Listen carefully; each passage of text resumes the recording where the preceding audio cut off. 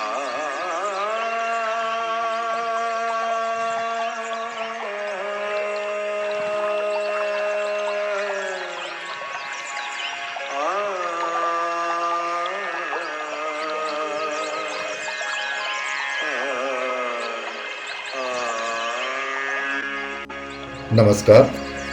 सर्वांचं स्वागत. संगीत समाधी भाग 12. लेखक ब्रह्मलीन योगीराज मनोहर हरकरे. स्वरशास्त्र आणि स्वरोदय शास्त्र. स्वर म्हटले की आमचे समोर साधारणतः सारे गम पधनी हेच स्वर येतात. त्यातील चित्रविचित्र स्वररचना म्हणजे आमचे स्वरशास्त्र होय. परंतु असल्या आमच्या स्वरशास्त्राचा विलास आज तरी केवळ षड्जग्रामापुरताच मर्यादित आहे. गंधर्वग्राम गंधर्वांसह आणि मध्यमग्राम देवांसह लोप पावला आहे.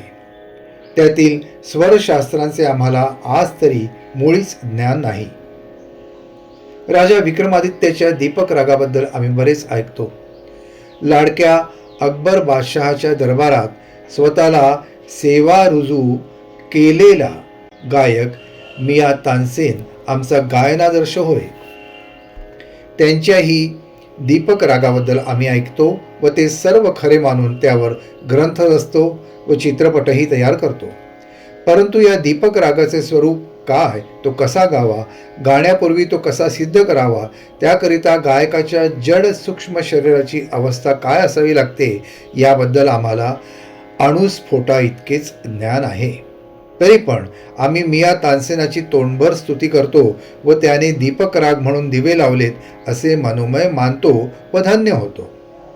राजा विक्रमादित्याबद्दल असे वर्णन आहे की त्याला हातापायाने थोटा केल्यावर एका तेल्याला त्याची दया येऊन त्याने त्याला आपल्या तेलघाणीवर धोंड्याऐवजी वजन म्हणून बसविण्याकरता पोचले.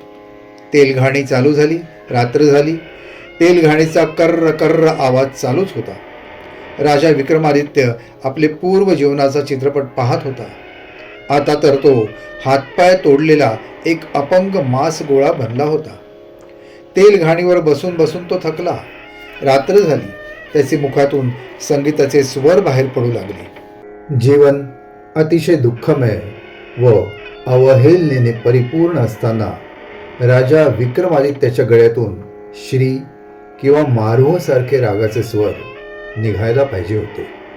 परंतु विधियोग निराळाच होता. राजा विक्रमादित्याच्या गळ्यातून सूर निघू लागले. सर्व शहरात जागोजागी अवकाशात ज्योती पाजळू लागल्या. काय चमत्कार हा! कोणाच्या तपोबलाने या ज्योती चमकत आहेत? राजा विक्रमादित्याच्या गळ्यातून स्वर निघत होते दीपक रागाचे. नागरिक शोध घेऊ लागले. पण बरेच गायक ठाई ठाई गायन करीत होते. कित्येकांना वाटले की आपल्याच गायनाने हे दिवे लागलेत. मग त्यांच्या गायनाचा राग कोणताही असो. गायकांचे गायन बंद पडले पण ज्योती प्रखरच होत होत्या. याचा अर्थ इतरे जनांच्या गायनाने हे दिवे लागले नव्हते. कोण हा महात्मा असावा की ज्याचे तपोबलाने या शतज्योती पाजळल्या? उत्सुक जन गावात फिरायला लागले. तेल्याच्या घाणीवर एक हातपाय तोडलेला जिवंत गोळा गाणे म्हणत होता. इतरांना विचित्र व बेसूर वाटणारे ते गाणे. त्यात रस नाही की स्वर नाहीत. रसहीन व बेसूर गाणे. आणि गाणारा कोण तर इतरांना वाटणारा एक अट्टल बदमाश की ज्याने राजकुमारीचा कंठा चोरला म्हणून राजाने त्याचे हातपाय तोडले होते. दीपराग व दाह. लोक त्याला विडावू लागले. ए थोट्या, शहरात चमत्कार होत आहेत. दिवे लागत आहेत. अधांतरी भलत्या वेळेस हे काय वेडे वाकडे गाणे म्हणतोस? बंद कर तुझे रडणे. राजा विक्रमादित्य भानावर आला. उत्तर देण्याकरता त्याने गाणे बंद केले. तो काय? साऱ्या दीपज्योती निमाल्या. शतसूर्य मालिकांच्या दीपावली निमाल्या. म्हणजे काय? या थोट्याच्या बदमाशाच्या गायनाने या दीपज्योती पाजळल्या होत्या. तेली गहिवरला. राजा धावत आला. सारे पौरजन विस्मयाने व आदराने नतमस्तक झाले. तो खरोखरीच राजा विक्रमादित्य होता. पण एक गोष्ट स्पष्ट होती, त्या दीपरागाचे गायनाने राजा विक्रमादित्याच्या अंगाचा विलक्षण नव्हे मुळीच दाह होत नव्हता. तो दाह शांत करण्याकरता त्याला कुठल्या राजकुमारीच्या मेघरागाची सुद्धा आवश्यकता नव्हती. मिया तानसेनने मात्र दीपराग गायला, पण त्यात त्याच्या देहाचा अतिशय दाह झाला. तो दाह त्याच्या कोण्या प्रेयसीने मेघ मल्हार गाऊन पर्जन्याने शांत केला असं म्हणतात. राजा विक्रमादित्याचा दीपक राग मुळातच शांत प्रकृतीचा होता असे दिसते, कारण त्याचे गायनाने त्याच्या अंगाचा मुळीच दाह झाला नाही. लेखकाचाही असाच स्वतःचा थोडा अनुभव आहे, त्याबद्दल पुढे चर्चा येईलच. मग राजा विक्रमादित्याचा दीपक राग कोणता? तो खरा की खोटा?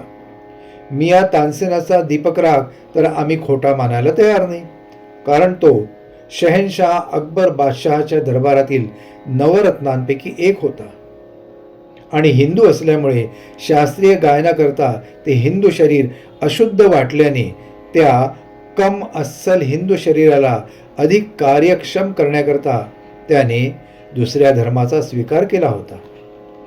राग खोटा म्हणावा तर दोघांनीही दिवे लावून दाखविले होते. मग राग स्वर किंवा साधन प्रक्रिया किंवा शरीर शुद्धतेत काही फरक होता काय? साध्या तांब्याच्या तारेतून वीज चटकन निघून जाते, पण तीच वीज टंगस्टन धातूच्या तारेतून धाडली असल्यास विजेच्या प्रवाहाला गतिरोध होऊन त्यातून प्रखर उष्णता उत्पन्न होते आणि त्या प्रखर उष्णता निरोधातून प्रकाश प्रकाशू लागतो. विजेचे बल्ब ही त्याच विद्युत प्रवाहाला विरोध झाल्याची फलनिष्पत्ती होय. असला प्रकार तर नसेल ना? मियाजींच्या गायन प्रकारात वा शरीररचनेत काय खरे मानावे? राग खरा की गायकाचे शरीर खोटे? आजच्या भागात एवढंच. पुन्हा भेटूया पुढच्या भागात. नमस्कार. हरि को सदा, जो भजे हरि को सदा